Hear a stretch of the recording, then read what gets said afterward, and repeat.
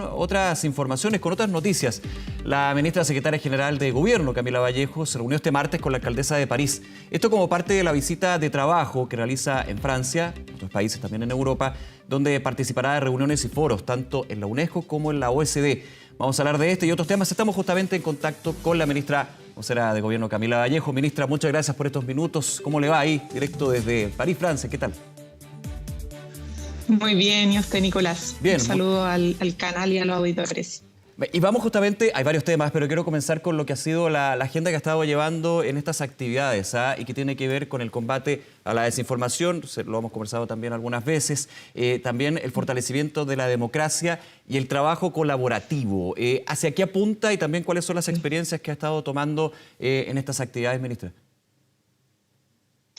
Bueno, justamente hay una preocupación global, es decir, hay una agenda global que ha abordado de manera muy seria hace bastantes años la UNESCO en particular, y hoy día también con mayor fortaleza la OCDE respecto a cómo fortalecemos las democracias en el ámbito del combate a la desinformación, pero junto con ello también la protección y fortalecimiento de la libertad de prensa, de la libertad de expresión y la alfabetización digital, ¿cierto? Vivimos en los distintos países un fenómeno global donde cada vez los discursos públicos se instalan fake news o desinformación que termina deslegitimando la credibilidad y la confianza hacia las instituciones, hacia los mismos medios de comunicación, hacia las democracias, hacia los parlamentos, partidos, y por lo tanto esta es una preocupación que viene planteando la UNESCO en particular y hoy día también la OCDE de manera muy seria, y convoca a distintos países, a distintas autoridades a abordarlo.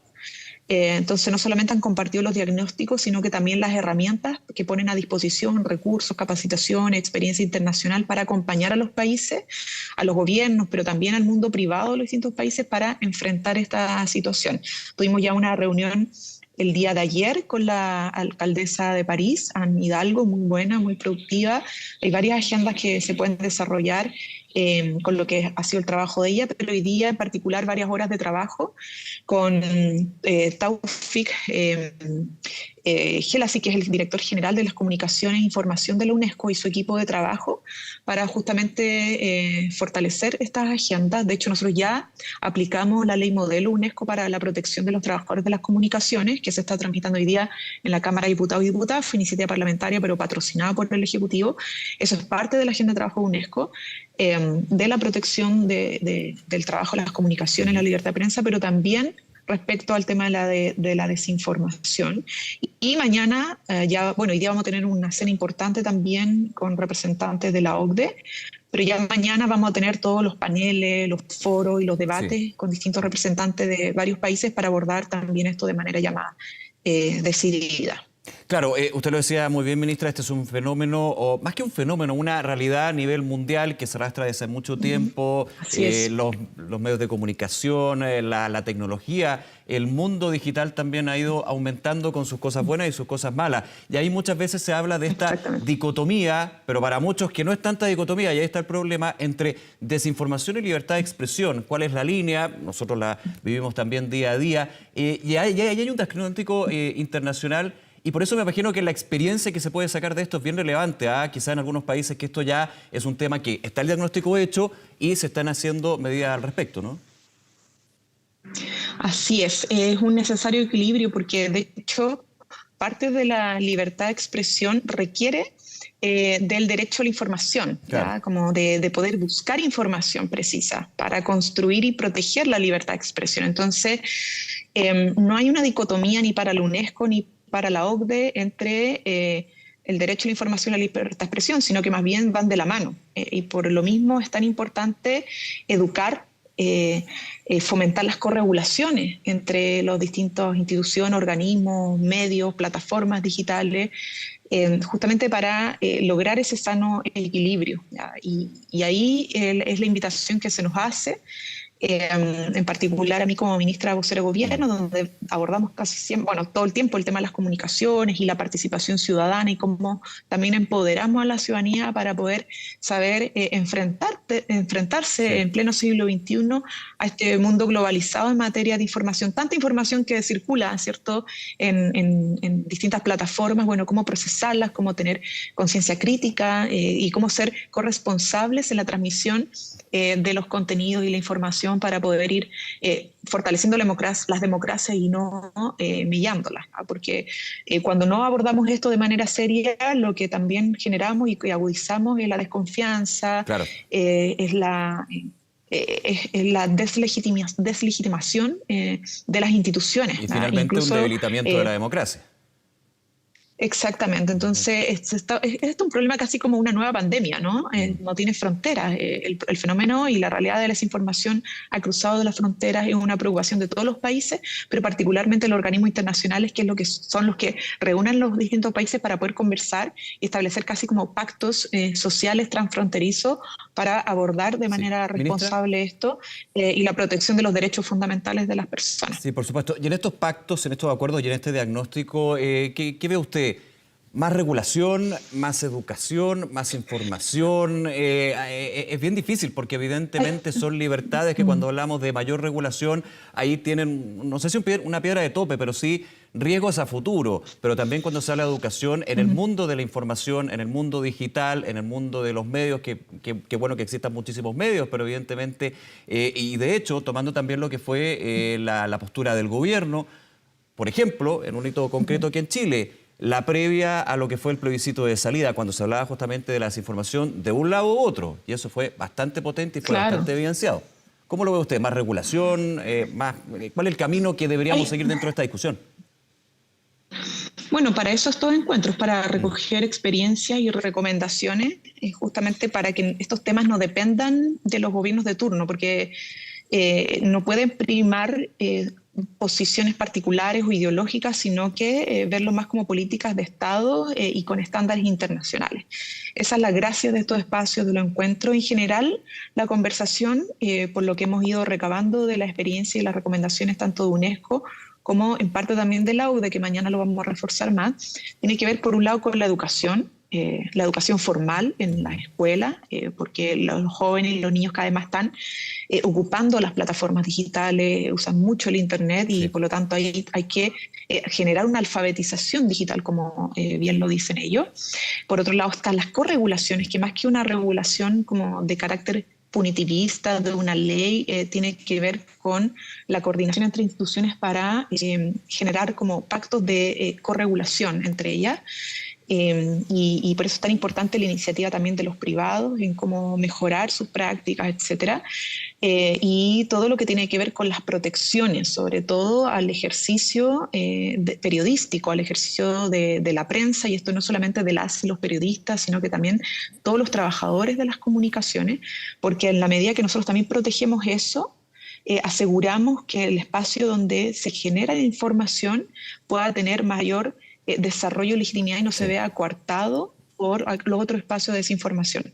Y ahí nosotros ya estamos dando un paso y esperamos contar pronto con una ley de protección a los trabajadores y trabajadoras de las comunicaciones como bien jurídico. O sea, ¿qué lo queremos hacer nosotros en Chile? Y que es parte de las recomendaciones de la UNESCO, establecer que las y los trabajadores de las comunicaciones son un bien jurídico en sí mismo a proteger, dado que a través de ellos se genera la libertad de expresión y la libertad de prensa. Entonces, es una combinación de factores. Evidentemente yo ahora no puedo dar toda la receta porque es parte de estos encuentros recabar algunas recomendaciones más, pero queremos iniciar, o sea, que Chile sea también protagonista de esta conversación. Y por eso el trabajo que se desarrolla con la UNESCO, el próximo año en Nueva York se va a desarrollar otro aniversario del Día Internacional de la Libertad de Prensa. Nosotros queremos, ojalá en algún momento, que Chile también pueda ser sede de estos encuentros. Queremos también sumarnos al Programa Internacional de Desarrollo de las Comunicaciones de la UNESCO, y por otro lado de la OCDE, que estos son los hubs, ¿cierto?, que son instancias de trabajo de distintos países con asesoramiento y acompañamiento de la OCDE, justamente en el tema de desinformación, del combate a la desinformación, pero también de la protección de la libre expresión y libertad de prensa. Y ahí creemos que hay mucho por hacer. Esto es como el comienzo de un camino, claro, pero que lo tenemos que tomar con sentido de urgencia. Ministra, por eso lo que digo, sí, no son como regulaciones de gobiernos de turno, sino que políticas más bien son corregulación en una lógica, claro, de política de Estado, pero también de pacto social, claro, de conversación con múltiples actores y, por otro lado, la protección de quienes desempeñan estas funciones en primera instancia, que son todos los trabajadores y trabajadoras de las comunicaciones. Sí, ministra Gabriela Vallejo, quiero llevarle a otros temas, aprovechando esta conversación y agradeciendo estos minutos, por supuesto, en la agenda que usted está desarrollando. Hace algunos minutos el presidente Boric y su comitiva llegaron a Tailandia para la cumbre de la APEC. Vamos a estar en un ratito más, de hecho, con nuestro equipo informando sobre eso. Quiero preguntarle, para quienes nos ven a esta hora, la importancia de esta cumbre para el gobierno, con la presencia del presidente, y las expectativas también que se tienen. Bueno, son altas, ¿no? Ustedes saben que hemos desarrollado distintas agendas multilaterales para fortalecer la política multilateral, es decir, de cómo Chile se relaciona a través de organismos internacionales o encuentros internacionales con otros países, tanto sus autoridades como sus empresas, líderes empresariales que están mirando también las inversiones en el mundo y particularmente en Chile para poder atraerlos hacia acá y combinar esta política multilateral.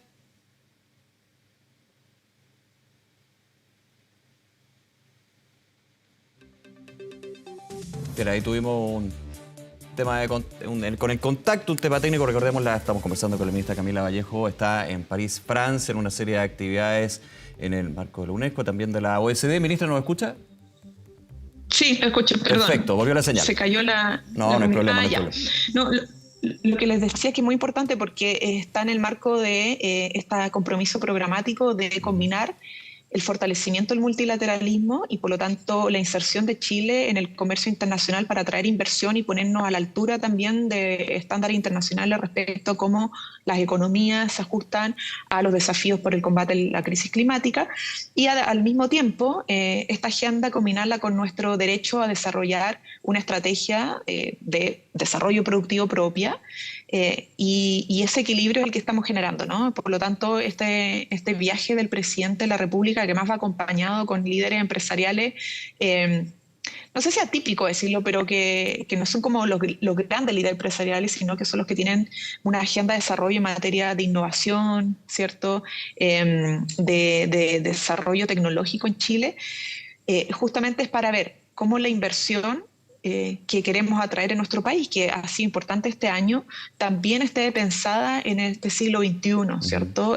Los desafíos que tenemos es de desarrollar estrategias productivas que logren crecimiento económico, productividad sostenible, pensada también en los desafíos para enfrentar el cambio climático, la generación de empleo de calidad, empleo decente, con perspectiva de género, etcétera. Entonces, yo creo que el liderazgo del presidente ha sido muy importante para todas estas cumbres, todos estos encuentros, y no me cabe duda que en este de la PEC también lo va a hacer, sobre todo con las empresarias y los empresarios que acompañan al presidente en esta visita. Sí, en esta mirada de crecimiento sostenible, ministra, desde el punto de vista medioambiental, siempre hay un tironeo, no una antítesis, no un antagonismo, pero sí de todas maneras un tema con respecto a la inversión, el crecimiento y la agenda medioambiental que ha desarrollado el gobierno. ¿Cómo también se plasmaría en esto? Me imagino que es un punto importante también en otros temas que se han llevado en anteriores APEC. Es que nosotros... creemos que hoy día el debate tiene que estar puesto en que la agenda medioambiental es condición del desarrollo, no es contraria al desarrollo. Es, de hecho, parte consustancial del desarrollo. No podemos pensar en desarrollo, un crecimiento económico sin la mirada medioambiental. Van de la mano. Entonces, si queremos pensar en el futuro del país, en su crecimiento económico, en su productividad, tiene que necesariamente empalmarse e ir de la mano con la agenda medioambiental, y eso es parte de nuestro convencimiento como gobierno, y en el mundo está siendo parte del convencimiento de los gobiernos y de las empresas que están pensando efectivamente en estrategias productivas sostenibles. Y eso ha sido parte de la agenda de nuestra ministra de Medio Ambiente, es parte del convencimiento del equipo del ministerio y de nuestro gobierno. Entonces, yo creo que hay que empezar a dejar atrás esa dicotomía y empezar a entender que crecimiento económico, desarrollo productivo y medio ambiente van de la mano, necesariamente tienen que ir de la mano, pensando en nuestro presente y el futuro también de nuestras generaciones. Sí, voy a otro tema, ministra Vallejo. En otra agenda hay un tema súper importante, y lo ha dicho también el gobierno, el de la seguridad. ¿Cómo evaluó el gobierno lo que han sido las reuniones que ha sostenido la ministra del Interior, hoy vicepresidenta? Recordemos que el presidente está en Tailandia justamente por la PEC, con respecto a lo que ha sido en la oposición. También va a haber reuniones con el oficialismo sobre el tema de seguridad. Un gran acuerdo, una agenda de medidas y por sobre todo lo que fueron las críticas en su minuto de la oposición. Usted también ha tenido declaración al respecto sobre la aplicación o no de la ley antiterrorista. ¿El gobierno está pensando en cambiar aspectos de la ley antiterrorista que considera que es una mala ley, que no funciona finalmente?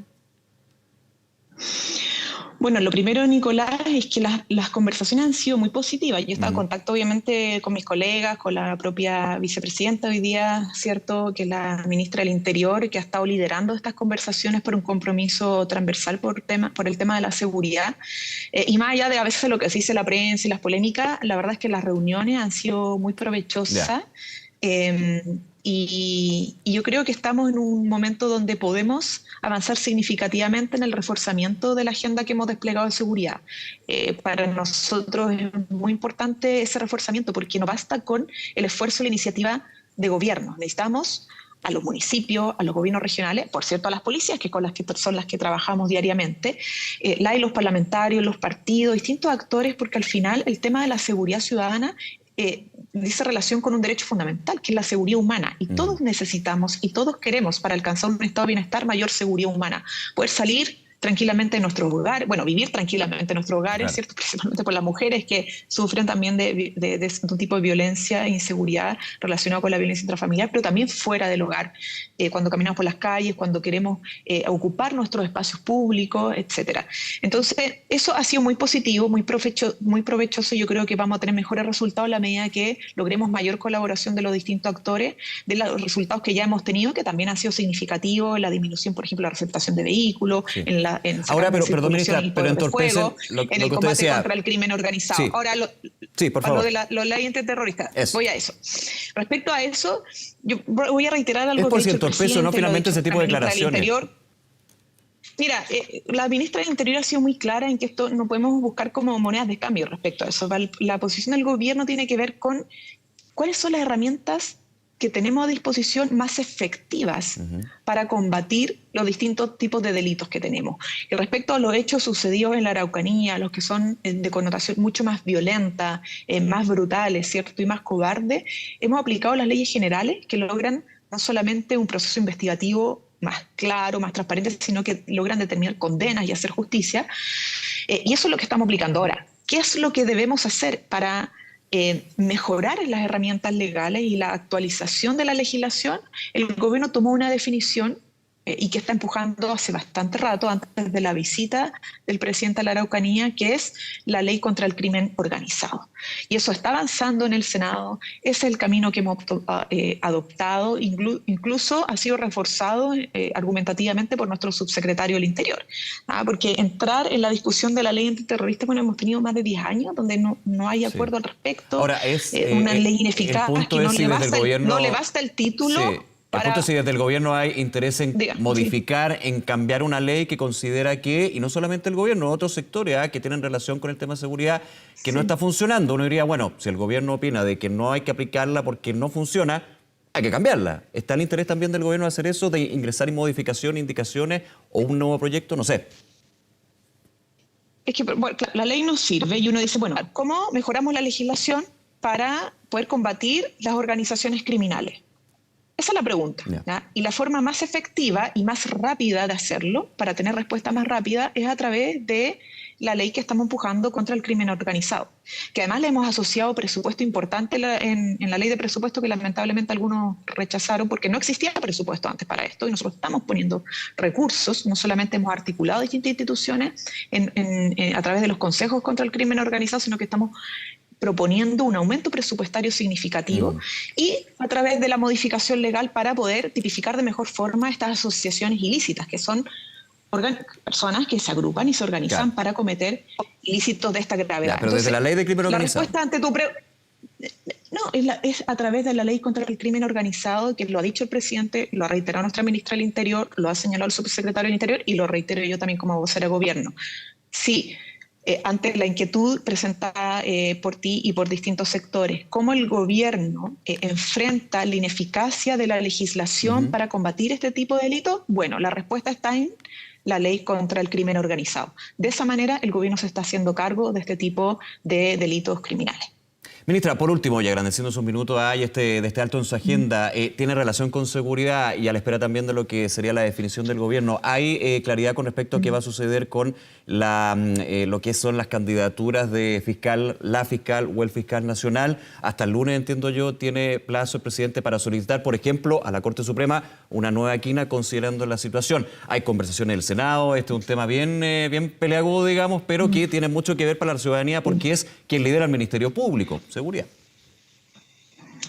Efectivamente, hay un tema prioritario para el gobierno, poder avanzar lo más rápido posible las conversaciones en torno a la quina propuesta y determinar quién va a liderar la Fiscalía Nacional a propósito del interés ciudadano que tenemos todos y todas, incluido nuestro gobierno, de tener una figura que realmente nos permita avanzar en la agenda de seguridad y dar certeza y confianza en una institución que es clave para la persecución, ¿cierto? Claro. De los distintos tipos de delitos que vemos en nuestro país. Entonces nosotros lo que esperamos es que podamos tener la respuesta ante eso lo antes posible, en acuerdo obviamente con el Senado, pero esto tiene que también votarlo el Senado, que dé garantías de transparencia, de efectividad y de compromiso en el combate de este tipo se expresa en esta forma de delito, pero todo lo que tiene que ver con los delitos asociados a la seguridad de las personas. Bien, ministra Camila Vallejo, nuevamente muchísimas gracias por esta conversación con Canal 24 Horas. Que esté muy bien. Muchas gracias a usted. Ahora parto pronto a Luxemburgo para iniciar la agenda con la ODE. Así que ahí les vamos a estar contando también de los resultados de esto. Esperamos traer buenas noticias para